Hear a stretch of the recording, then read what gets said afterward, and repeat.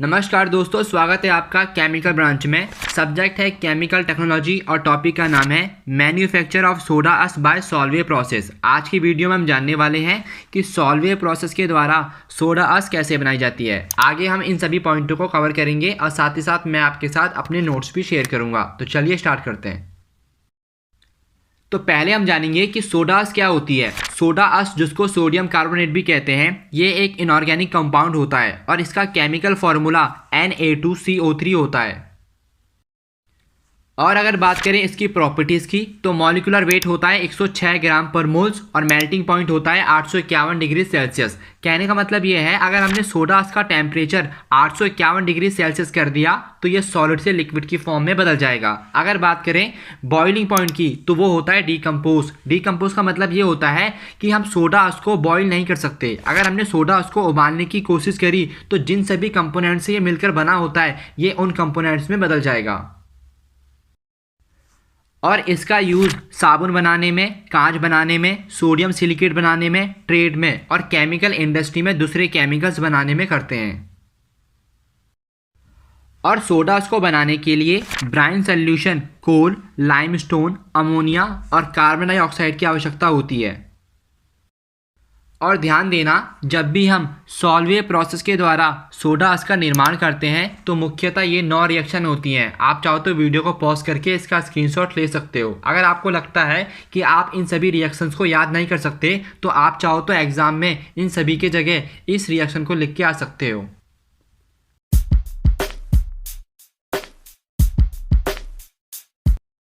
दोस्तों, जब भी हम सॉल्वे प्रोसेस के द्वारा सोडा अस का निर्माण करते हैं तो मुख्यतः हम 8 इक्विपमेंट्स का यूज़ करते हैं। अगर आप इन इक्विपमेंट्स के बारे में जान लेते हो तो आपको वर्किंग प्रोसेस बड़ी आसानी से समझ में आ जाएगी। तो चलिए एक एक करके हम सभी इक्विपमेंट्स के बारे में भी जान लेते हैं। इसको कहते हैं लाइमकाइन। लाइमकाइन एक तरह का रिएक्टर होता है, या फिर आप कह सकते हो उसमें भट्टी होती है। यहाँ पर क्या होता है, यहाँ पर हम किसी भी सब्सटेंस की क्रिया हीट के साथ कराते हैं और सॉल्वे प्रोसेस में हमको यहाँ से कार्बन डाइऑक्साइड मिलता है और यहाँ से हमको कैल्शियम ऑक्साइड मिलता है। अब जब कभी भी प्रोसेस के दौरान हमको कार्बन डाइऑक्साइड की आवश्यकता होगी तो हम यहाँ से ले लेंगे। और इसको कहते हैं स्लैकर। स्लैकर वो रिएक्टर होता है जिसमें हम किसी भी सब्सटेंस की क्रिया वाटर के साथ कराते हैं और सॉल्वे प्रोसेस में हमको यहाँ से कैल्शियम हाइड्रोक्साइड मिलता है, जिसको मिल्क ऑफ लाइम भी कहते हैं। और इसको कहते हैं अमोनियानेशन टावर। और ये टावर बना होता है कास्ट आयरन से। इस टावर में क्या होता है, किसी भी सॉल्यूशन के अंदर अमोनिया को घोलते हैं और सॉल्वे प्रोसेस में इस टावर के अंदर ब्राइन सॉल्यूशन में अमोनिया और कार्बन डाइऑक्साइड को घोला जाता है। और इसको कहते हैं कार्बोनेटिंग टावर। ये बना होता है कास्ट आयरन से और इसकी हाइट होती है 22 से 25 मीटर के बीच में और इसका डायामीटर होता है 1.8 से 2.5 मीटर के बीच में। और इसके ऊपर वाले सेक्शन और नीचे वाले सेक्शन में टेम्परेचर रहता है 20 से 25 डिग्री सेल्सियस और बीच में रहता है 45 से 55 डिग्री सेल्सियस। ये टावर अलग अलग सेक्शन में डिवाइड रहता है, इसलिए इस टावर में अलग अलग प्रोसेस होती है, लेकिन मुख्यतः यहाँ पर क्लीनिंग की प्रोसेस होती है। और सॉल्वे प्रोसेस में हमको यहाँ से अमोनियम क्लोराइड और सोडियम बाइकार्बोनेट मिलता है। और इसको कहते हैं रोटरी फिल्टर प्रेस। इसका काम होता है किसी भी स्लरी में उपस्थित सॉलिड को अलग करना। स्लरी मतलब ऐसा मिक्सचर जिसमें लिक्विड और सॉलिड दोनों पाए जाते हैं। और सॉल्वे प्रोसेस में हमको यहाँ से सोडियम बाइकार्बोनेट, जिसको हम सोडियम हाइड्रोजन कार्बोनेट भी कहते हैं, सॉलिड के फॉर्म में मिल जाता है। और इसको कहते हैं कैल्सीनर। यहाँ पर क्या होता है, यहाँ पर होती है कैल्सीनेशन की प्रोसेस। कैल्सीनेशन की प्रोसेस वो प्रोसेस होती है जिसमें हम किसी सब्सटेंस के टेम्परेचर को जितना हो सके उतना ज़्यादा करते हैं, लेकिन उसको पिघलने नहीं देते हैं। और सॉल्वे प्रोसेस में यहाँ पर टेम्परेचर 200 डिग्री सेल्सियस रहता है और हमको यहाँ से सोडा अस मिलती है। और सोडा अस की क्वालिटी को मेंटेन करने के लिए हम वाटर कूलर का इस्तेमाल करते हैं, जहाँ पर हम वाटर के द्वारा सोडा अस की क्वालिटी को अपने रिक्वायरमेंट के अनुसार मेंटेन करते हैं। और इन्हें कहते हैं कंबाइंड अमोनिया स्टील टैंकर क्या होता है? जब यहाँ पर सोडा अस बनकर बाहर निकलती है तो यहाँ पर अमोनिया का निर्माण भी होता है। तो उस अमोनिया को हम यहाँ से इस वाले स्टील टैंकर में स्टोर कर लेते हैं और जो हमको यहाँ से अमोनियम क्लोराइड मिलता है उसको हम इस वाले स्टील टैंकर में स्टोर कर लेते हैं, जिसको हम बाद में अमोनिया में बदल देते हैं। अब जब कभी भी हमको यहाँ पर अमोनिया की आवश्यकता होगी तो हम बाहर से अमोनिया नहीं लेंगे, हम क्या करेंगे, यहाँ से अमोनिया को सप्लाई कर देंगे।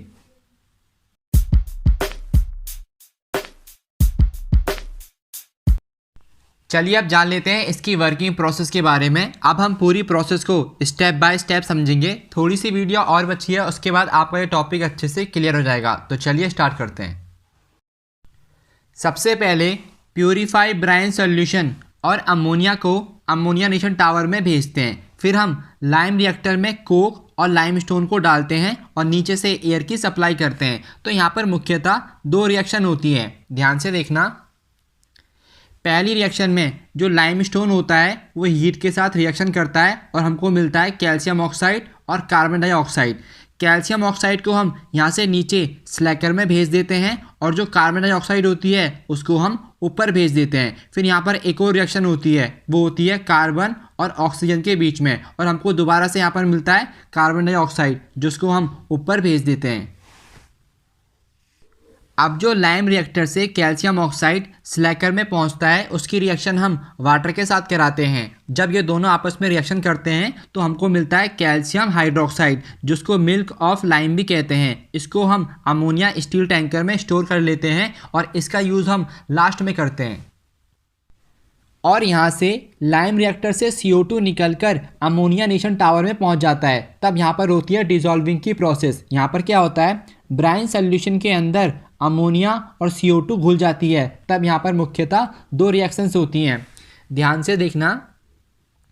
पहली रिएक्शन में अमोनिया और वाटर आपस में रिएक्शन करती हैं और हमको मिलता है अमोनियम हाइड्रोक्साइड। फिर होती है दूसरी रिएक्शन, उसमें क्या होता है, CO2 और हाइड्रोक्साइड आपस में रिएक्शन करती हैं और हमको मिलता है बाइकार्बोनेट। तो हमको यहाँ पर मिल जाता है अमोनियम हाइड्रोक्साइड और बाइकार्बोनेट, और साथ ही साथ हमको यहाँ पर अनरिएक्टेड सॉल्यूशन और गैस भी मिलती है, जैसे कि NaCl, H2O, CO2 etc। और इन सभी के टेम्परेचर को 30 डिग्री सेल्सियस करने के बाद हम इन सभी को भेज देते हैं कार्बोनेटिंग टावर में, और ऊपर से हमको मिलती है CO2 और N2 जो कि गैस की फॉर्म में होती है, और इसका यूज़ हम ब्राइन सॉल्यूशन को प्यूरिफाई करने के लिए करते हैं। और जब अमोनियानेशन टावर से गैस और सॉल्यूशन निकलकर कार्बोनेटिंग टावर में पहुंचती है तब हम कूलिंग वाटर की सप्लाई करते हैं और यहां से CO2 को इसके बॉटम सेक्शन में पहुंचाते हैं। तब यहां पर मुख्यतः 3 रिएक्शंस होती हैं, ध्यान से देखना।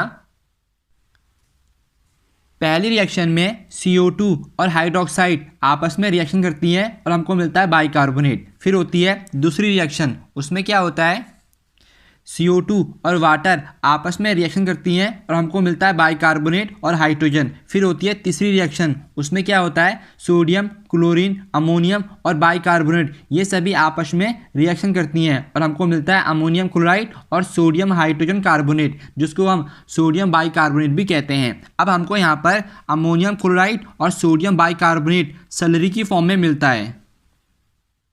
अब जो हमको यहाँ से अमोनियम क्लोराइड मिलता है उसको हम यहाँ से इस वाले स्टील टैंकर में स्टोर कर लेते हैं, और जो सोडियम बाइकार्बोनेट होता है जो कि स्लरी की फॉर्म में होता है उसको हम यहाँ से रोटरी फिल्टर प्रेस में रख देते हैं, जिसके बाद हमको यहाँ से प्रोसेस के बाद सोडियम बाइकार्बोनेट सॉलिड की फॉर्म में मिलता है, जिसको हम कैल्सीनर में भेज देते हैं।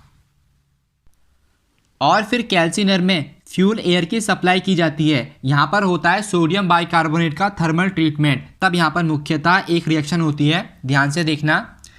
सोडियम बाइकार्बोनेट, जिसको सोडियम हाइड्रोजन कार्बोनेट भी कहते हैं, इस पर हाई टेम्परेचर अप्लाई किया जाता है। तब ये सोडियम कार्बोनेट CO2 और वाटर में इत्यादि में बदल जाता है और इसी को हम कहते हैं सोडा अस। अब इसकी क्वालिटी को मेंटेन करने के लिए हम इसको भेजते हैं वाटर कूलर में, जहाँ पर हम वाटर की सप्लाई करते हैं और इसकी क्वालिटी को अपने अनुसार मेंटेन करते हैं और लास्ट में हमको मिल जाता है सोडा अस। ठीक है, यहाँ पर कई सारी गैसें बनती हैं, उनमें से एक गैस होती है अमोनिया, जिसको हम यहाँ से इस वाले स्टील टैंकर में स्टोर कर लेते हैं। और लास्ट में सॉल्वे प्रोसेस में क्या होता है, जो हमको यहाँ से अमोनियम क्लोराइड मिलता है जिसको हम इस वाले स्टील टैंकर में स्टोर कर लेते हैं, और जो हम शुरुआत में कैल्शियम हाइड्रोक्साइड बनाते हैं जिसको हम यहाँ से इस वाले स्टील टैंकर में स्टोर कर लेते हैं, ये दोनों आपस में रिएक्शन करती हैं।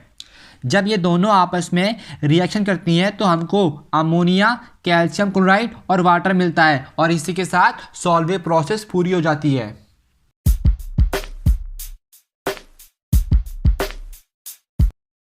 चलिए अब जान लेते हैं कि सॉल्वे प्रोसेस में कहाँ कहाँ पर रिसाइकलिंग की प्रोसेस होती है। पहला रिसाइकलिंग होता है यहाँ पर जब CO2 गैस बनती है उसको हम यहाँ से इस वाले टावर में सप्लाई करते हैं। फिर यहाँ पर जब कैल्सिनेशन की प्रोसेस होती है तब यहाँ पर अमोनिया और CO2 गैस बनती है। अमोनिया को हम यहाँ से इस वाले स्टील टैंकर में स्टोर कर लेते हैं, और जो CO2 गैस होती है उसको हम ठंडा करके इस वाले टावर में भेज देते हैं। फिर यहाँ पर जो अमोनिया होती है उसको हम यहाँ पर से इस वाले टावर में रिसाइकलिंग करते हैं।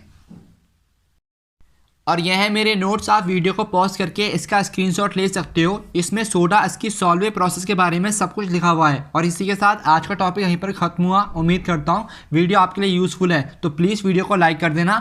कुछ भी पूछना हो या फिर अपना सुझाव देना हो तो कमेंट के माध्यम से दे सकते हो। मिलता हूँ आपसे नेक्स्ट वीडियो में, तब तक के लिए गुड बाय।